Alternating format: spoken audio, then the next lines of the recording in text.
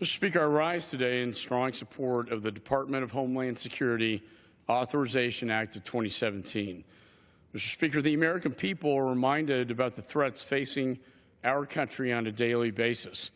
When they turn on the TV or pick up the newspaper, they learn about the latest terror attack or plot, foreign governments engaged in cyber warfare, and drug smugglers and human traffickers relentlessly trying to creep across our border and infect our neighborhoods.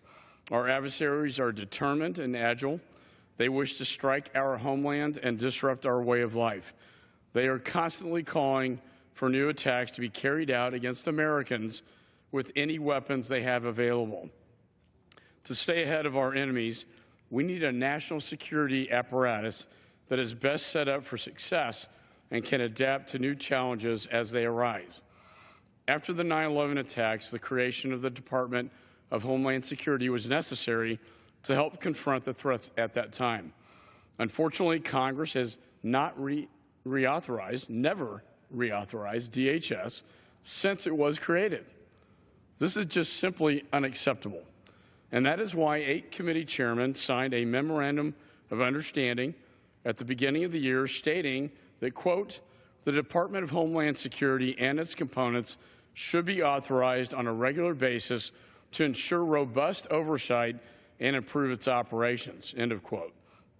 If we're going to keep America safe, we must reform and improve DHS through a first-ever comprehensive reauthorization.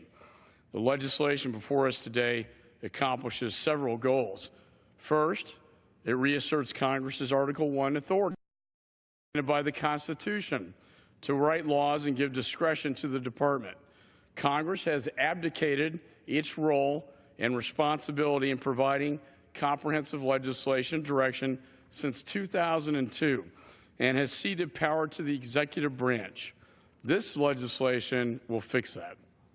Second, it creates efficiencies by eliminating, consolidating, and streamlining programs and offices. With dangers gathering and the terrorist threat evolving, we need the most nimble DHS possible for the Secretary to lead and carry out the Department's vital mission. Third, this bill protects American taxpayers by making DHS more accountable. Through new cost efficiency efforts, we will be able to provide the funds necessary to keep our country safe while identifying and eliminating government waste. Fourth, our legislation will support our frontline defenders and first responders. This bill will provide the tools and training needed to defeat emerging threats through important grant programs, while also allowing DHS to better focus on recruiting and training a qualified workforce. Finally, it improves America's security. Specifically, this reauthorization will strengthen the Department's ability to deny terrorist entry into the United States, ensure that federal agencies meet readiness standards to respond to terror attacks and natural disasters, expand TSA's use of explosive detection technology, and bolster security at last points of departure.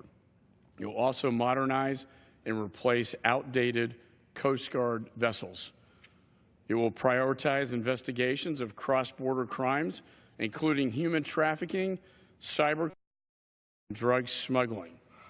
These are necessary measures that we as Congress must take to fight back against the array of ever-changing threats. This legislation is a common sense and bipartisan bill that is long overdue. It also enjoys strong backing from the administration. In testimony given to my committee, Secretary Kelly stated that, quote, this is an important endeavor which will provide the department with the authorities it needs to carry out its mission, end of quote. And just recently today, in an op-ed that ran this morning in support of this bill, Secretary Kelly wrote, quote, there is no more important mission, no duty more sacred than protecting the people of the United States of America. And I strongly encourage members in both parties to support this legislation. Protecting our homeland and keeping American families safe are shared goals that should bring both parties together and not push us apart. And a comprehensive reauthorization of the Department of Homeland Security will be a major bipartisan accomplishment and an example of what we can achieve when we put the safety and security of our country ahead of partisan politics. I would like to thank the Speaker and the Majority Leader for all their efforts to help bring this to the floor.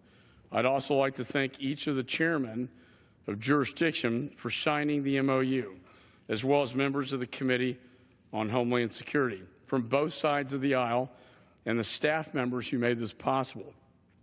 Let's show our enemies that we stand united in protecting our country, our values, and our people. So I urge my colleagues to support this bill.